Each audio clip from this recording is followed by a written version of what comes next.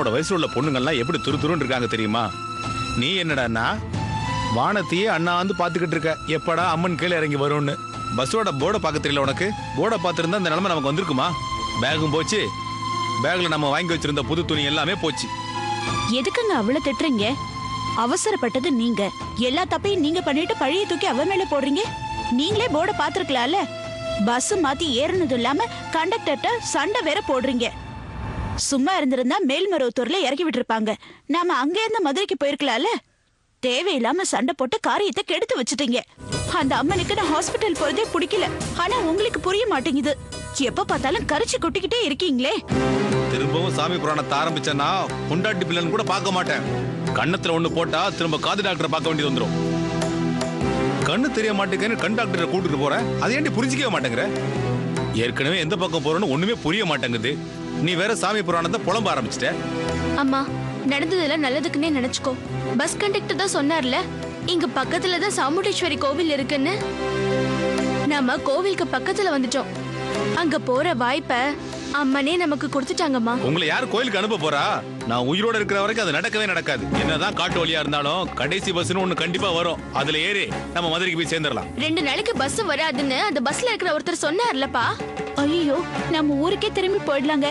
எந்த ஹாஸ்பிட்டலுக்கும் போக வேணாம். இத பாரு, ஹாஸ்பிட்டல்லாம் வேண்டாம், அம்மனை தரிசிக்கணும், கோயிலுக்கு போகணும்னு சொல்லிட்டு இருந்தேன்னா நான் வீட்டுக்கு வர மாட்டேன், இந்த காட்டிலேயே இருந்துருவேன். என்ன இன்னைக்கு வீடெல்லாம் மனமா இருக்கு? வர்ற வாசனைய பார்த்தா மனசு அப்படியே அலப்பாயுது. பாயசம் பண்ணிக்கிட்டு இருக்கேங்க. முதல்ல அம்மனுக்கு நைவேத்தியம் பண்ணிட்டு அப்புறமா உங்களுக்கு தரேன். சதானந்தா எங்க இருக்கான்னு தெரிஞ்சு போச்சு. சோமனூர்ல கேசவநாதனோட டிப்போ இருக்கா. அங்க ஏதோ மிஷின் ரிப்பேர்னு சதானந்தா பாக்க போயிருக்கானா. சுரேந்தர் சொன்னா. சரியான முட்டாளவன். அண்ணா அவன் பேர்லயே சொந்தமா டிப்போ வச்சு கொடுத்திருக்காரு. அதை பாத்துக்கிறது விட்டுட்டு சோமனூர்ல இருக்கிற டிப்போவுக்கு போய் அவன் கிழிக்க போறானா? சரியான வேஸ்ட் ஃபெலோ. தயவு செஞ்சு இந்த விஷயத்த உங்க அண்ணன் கிட்ட சொல்லிடாதீங்க. முதல்ல சதானந்தா திரும்பி வரட்டுங்க. அவங்க கிட்ட பேசிக்கிட்டு அப்புறமா சொல்லிக்கலாம். அண்ணா நமக்காக இவ்வளவு தூரம் பண்ணதுக்கு அப்புறம் நம்ம சொல்லாம இருந்தா நல்லா இருக்காது. நீங்க அப்படி உண்மையை சொன்னீங்கன்னா உங்க அண்ணன் நம்மளுக்காக வச்சு கொடுத்த டிப்போவை இழுத்து மூடிடுவாருங்க. அதுக்கப்புறம் நாம மறுபடியும் வீதி வீதியா அலைய வேண்டியதுதான். இதையும் மீறி நீங்க சொன்னீங்க, அதுக்கப்புறம் உங்க கண்ணுல படாம நான் எங்கேயாவது போயிடுவேன். ஆமா.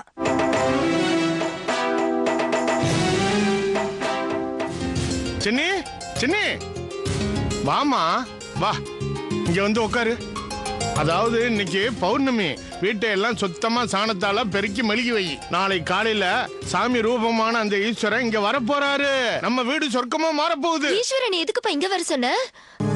அவரை வர வேண்டாம்னு சொல்லு. என்ன ஒரு மாதிரியா பாப்பாரு.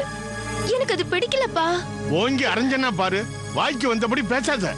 அந்த ஈஸ்வரன் கடவுள் மாதிரி. கண்ணத்துல போட்டுக்க. தப்பு தப்பு. அப்பேற்பட்ட மனுஷன் நம்ம வீட்டுக்கு வர்றதுக்கு நம்ம கொடுத்து வச்சிருக்கணும். இங்க என்ன இருக்குன்னு அவர் இங்க வர சொன்ன? என்ன விக்க பாக்குறியா? உனக்கு கல்யாணம் பண்ணி வைக்க போறேன். அவரு பிரசாதம் கொடுப்பாரு. உனக்கு வரப்போற புருஷனை பத்தி சொல்லுவாரு. இந்த சித்திரை மாசம் முடிஞ்ச உடனே உன் மக கல்யாண பொண்ணா மாற போறான்னு சொல்லி இருக்காரு. உனக்கு கல்யாணம் நடக்க போகுதுமா. எனக்கு மாப்பிள்ளை வர போறாரு.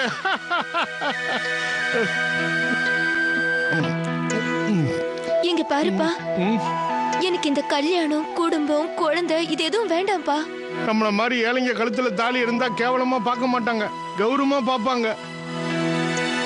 கழுத்துல இந்த மாதிரி பாசி எல்லாம் போட்டிருந்தா எல்லாரும் ஒரு மாதிரியா பார்ப்பாங்கம்மா.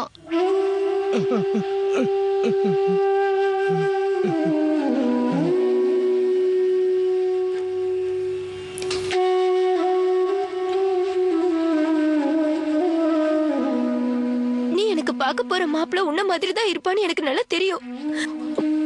ஒரு குடிகாரனை கட்டிக்க மாட்டேன்பா. உன் கூடவே காலம் பூரா இருந்துடுறேன்ப்பா. நீ என்ன நினைச்சாலும் பரவாயில்ல, எனக்கு கல்யாணம் வேண்டாம். யாராவது கேட்டாங்கன்னா என் பொண்ணு இன்னும் பெரிய மனுஷி ஆகலன்னு போய் சொல்லிடு. ஏழ்மையும் கல்யாண வயசையும் மறைச்சு வைக்க முடியாதுமா. உங்க அம்மா செத்து 6 வருஷம் ஆச்சு. அவளோட வழியை அவ பாத்துக்கிட்டு போயிட்டான்.